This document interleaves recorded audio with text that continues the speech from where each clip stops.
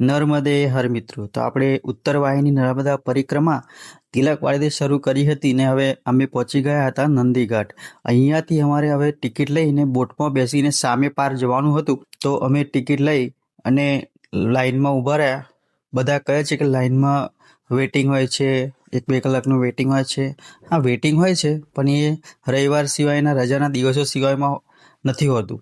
તો અત્યારે કોઈ પણ જાતની ભીડ નથી. અમે અમારી બોટ આવી ગઈ અને બોટમાં બેસી ગયા. સેફટી માટે લાઈફ જેકેટ જરૂર હતી તો પહેરી લીધું અને હવે અમારે જવાનું હતું કીડી મકોડી ઘાટ રામપુરા. બધા કહે છે કે રજિસ્ટ્રેશન કરાવવું પડે છે. રજિસ્ટ્રેશન તમારે જે નક્કી કરેલા દિવસો છે એ દિવસે તમારે કરવાનું હોય છે.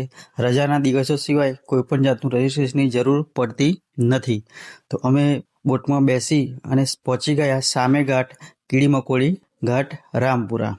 તો ખૂબ જ સરસ મજા આવી. 8 કે 10 મિનિટનો ટાઈમ લાગે છે અને સામે અમે પહોંચી જઈએ છીએ. નર્મદે હરના નારા સાથે અમે ધીમે ધીમે અમારી પરિક્રમા આગળ વધારી અને યાત્રાળુઓ સાથે ચાલતા ચાલતા આગળ વધ્યા અને પછી સામે રામપુરા કીડી મકોડી ઘાટ પહોંચ્યા. ત્યાં સેવા ભંડારો ચાલતો હતો. ત્યાં થોડા પૌવા અને હળવો નાસ્તો કર્યો અને થોડો વિસામો લઈ અમે આગળ વધવાનું ચાલુ કર્યું અને આ સરસ મજાની કળા અમને જોવા મળી. મારે નર્મદા માને ફૂલડે વધાવો રે, મારે નર્મદા માને ફૂલડે વધાવો રે. પછી અમે પહોંચી ગયા કાન્હાજીના દર્શન કરવા માટે. અહીંયા જોરદાર પ્રાચીન મંદિર હતું.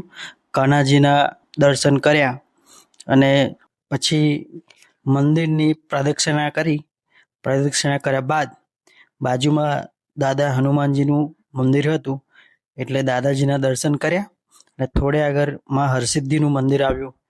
ત્યાં આગળ મા હરસિદ્ધિના સરસ મજાના દર્શન કર્યા. અહીંયા શ્રદ્ધાળુઓ દર્શન કરતા હતા.